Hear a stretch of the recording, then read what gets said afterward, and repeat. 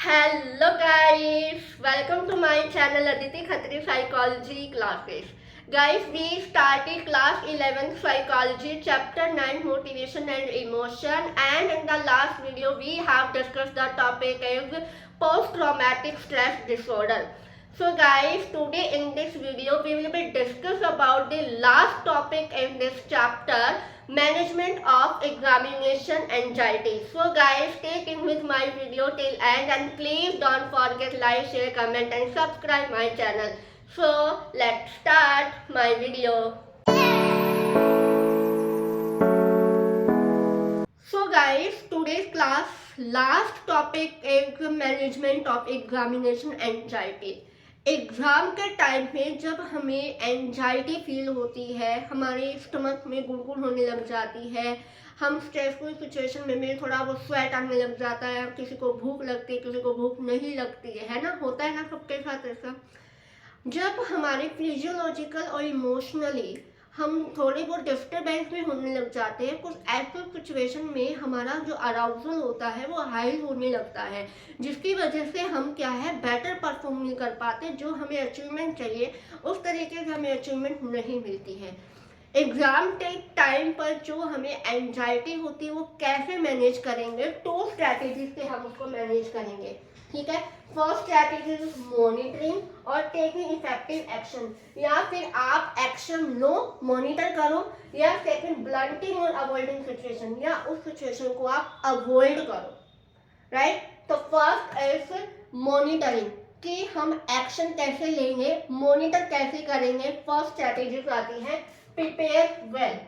हम अपने एग्जाम के पैटर्न को, क्वेश्चन पेपर को अच्छे से प्रिपेयर करेंगे कि किस तरीके से क्वेश्चन पेपर आता है, कैसे कैसे क्वेश्चन, किस तरीके से हमें पूछे जाते हैं क्वेश्चन, कैसे का पैटर्न है, एग्जाम्पल के थ्रू क्वेश्चन पूछे जाते हैं।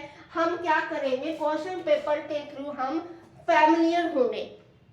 ठीक है, हम क्या करेंगे, क्वेश्चन पेपर से फैमिलियर हो जाएंगे, किस टाइप के क्वेश्चन है, किस टाइप के क्वेश्चन नहीं है, कितने एमसीक्यूज है, एमसीक्यू कैसे बने हुए हैं, किस तरीके से एग्जाम्पल दिए गए हुए हैं। हम क्या करेंगे, पूरी तरह से पूरे क्वेश्चन पेपर के पैटर्न को अच्छे से फैमिलियर होंगे, अच्छे से उसको प्रिपेयर करेंगे। यही करते हैं जब हमें एग्जाम के टाइम पर हमें प्रिपरेशन करनी है, एग्जाम आने वाले हैं, हम उसको कैसे प्रिपेयर करेंगे। तो फर्स्ट ऑफ ऑल हमें क्वेश्चन पेपर के पैटर्न को फैमिलियर करेंगे। ठीक है, second is have a rehearsal. Have a rehearsal means revision करना है, आपको बार बार प्रैक्टिस करनी है। आप मॉक टेस्ट करोगे, ठीक है, आपके mock test, model test paper, practice set बहुत सारे होते हैं, आप इंटरनेट से उठा सकते हो, आपके जो ऑफलाइन बुक मिलती है उसमें भी प्रैक्टिस सेट होते हैं, आप वो कर सकते हो। बार बार आप जब आप मॉक टेस्ट करोगे, आप अपने फ्रेंड से पूछ सकते हो, आपकी वो टेस्ट आपके नॉलेज के बेसिस पर आपको कितना आता है, आप डिस्कशन कर सकते हो कि आपको कितना आ रहा है, कितना नहीं आ रहा है, जिसके डिस्कशन से भी क्या है हम अपने एग्जाम की एंजाइटी को रिड्यूस कर सकते हैं। क्लियर आया समझ में। रिवीजन ऐसे भी हो सकती है, जब भी आप एग्जाम के टाइम पे हो, जब हम बुक खोल के बैठ जाते हैं, नहीं ये भी नहीं आ रहा, ये भी नहीं आ रहा है, उस टाइम पर आप अपने फ्रेंड्स के साथ डिस्कस करो कि हाँ इस पॉइंट में ये था, इस पॉइंट पे ये था। चाहे क्लास हो, चाहे आप एग्जाम के लिए प्रिपरेशन कर रहे हो, डिस्कशन करने से आपको न्यू चीज़ भी ऐड ऑन मिलती है और आप दूसरों को भी न्यू ऐड बता भी सकते हो। इससे क्या होता है, आपको उस टाइम पे, एग्जाम के टाइम पर वो डिस्कशन जरूर याद आती है। राइट, तो मैं तो ऐसा करती हूँ। Third is inoculation. Inoculation means आपको क्या करना है, आपके स्ट्रेस के अकॉर्डिंग, जो आप स्ट्रेस उसको अगेंस्ट करना है, आपको रोल प्ले करने हैं। ठीक है, रोल प्ले करोगे, आप अच्छे से प्रिपेयर करोगे, मेंटली और फिजिकली आप एग्जाम को फेस कर सकते हो कि ये एग्जाम है, मॉक टेस्ट दे रहे हो, तो आपको मेंटली और फिजिकली जब आप ये चीज़ें अच्छे से बेटर कर लोगे तो देन पॉजिटिव थिंकिंग आता है। पॉजिटिव थिंकिंग में आपको खुद के ऊपर फर्स्ट ऑफ ऑल आपको ट्रस्ट होना चाहिए, खुद पर आप ट्रस्ट रखो, अपने जो भी थॉट्स है उसको स्ट्रक्चर करो, सिस्टमेटिक से आप उसकी लिस्ट बनाओ, कौन कौन से मेरे थॉट्स है, मुझे कैसे कैसे करना है, राइट, मुझे एग्जाम के टाइम में कैसे पैटर्न से लिखना है, कैसे थॉट आ रहे हैं, मतलब आपकी पॉजिटिव थिंकिंग होनी चाहिए इसको लेकर। ठीक है, आपको ये नहीं मुझसे नहीं होगा, मैं तो फेल हो जाऊंगा, मैंने ये ठीक नहीं किया, नहीं किया। जितना आता है पहले आपको वो करना है, आपके थॉट को स्ट्रक्चर रखना है, आपको सिस्टमैटिक लिस्ट में आपको थॉट लिस्ट बनानी है। क्लियर। फिर सीक सपोर्ट, आपको सपोर्ट की जरूरत है तो आप सपोर्ट जरूर लो। कभी भी हेजिटेट मत हो, don't hesitate to ask for help from parents, friends, teacher.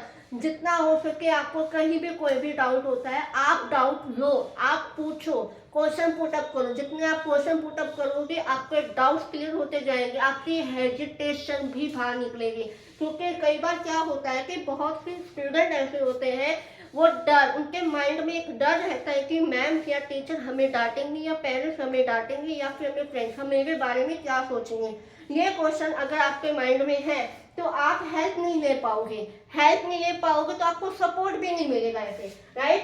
तो don't hesitate to ask for help from teacher, parents, friends, colleagues, जो भी जिसकी भी आपको हेल्प चाहिए आप हेल्प लो, उनसे क्वेश्चन पुटअप करो। उनको जो कुछ नहीं आ रहा है, आपको क्वेश्चन नहीं आ रहे हैं, आपको कहीं भी डाउट है, आपको कोई भी चीज़ का डर लग रहा है, तो आप बिना हेजिटेट के आप उनसे पूछो।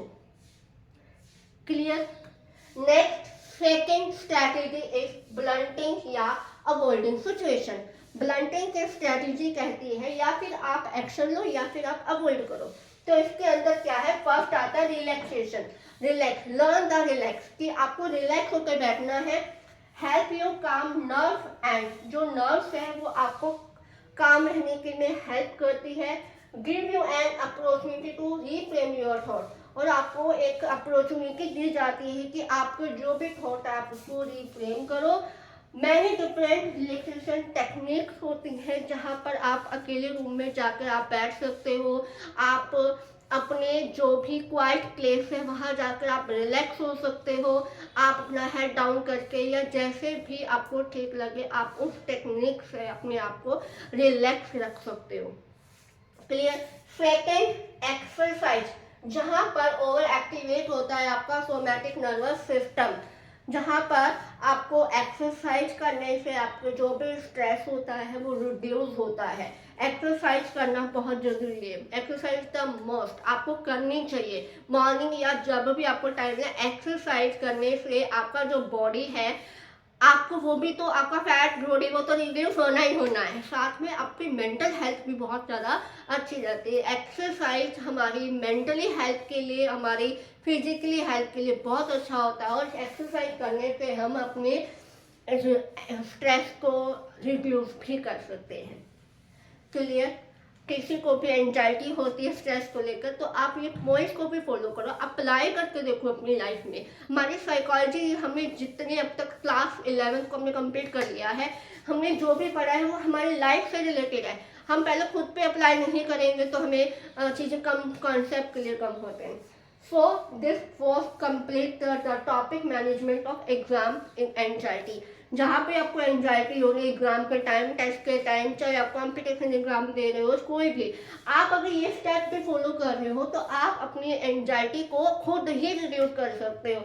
आपको अच्छे से प्रिपेयर करना है, आपको खुद पर ट्रस्ट रखना है, रिविजन करना है, और या आपको रिलैक्स होना है, एक्सरसाइज करनी है। डेली आप अपनी लाइफ में अडेप्ट भी करते हो, अप्लाई करते हो, तो आपको एंजाइटी एग्जाम के टाइम पे नहीं होगी। मतलब इस टाइप की एंजाइटी आपको कभी नहीं होगी, I am not sure, but नहीं होगी। क्लियर। सो गाइस, हमने क्लास 11 साइकोलॉजी को कंप्लीट कर लिया है, हमारे चैप्टर 9 थे हमने कंप्लीट कर लिए हैं। एंड आपको, आई होप आपको क्लास 11 साइकोलॉजी में किसी भी टॉपिक में कोई डाउट नहीं होगा। अगर कहीं भी डाउट है तो आप में कमेंट सेक्शन, और मैं आपके क्वेश्चन के सभी क्वेश्चन के आंसर भी करूँगी। सो गाइस, मिलते हैं हमारी नेक्स्ट क्लास के साथ, क्लास 12 साइकोलॉजी। तब तक bye bye, have a nice day.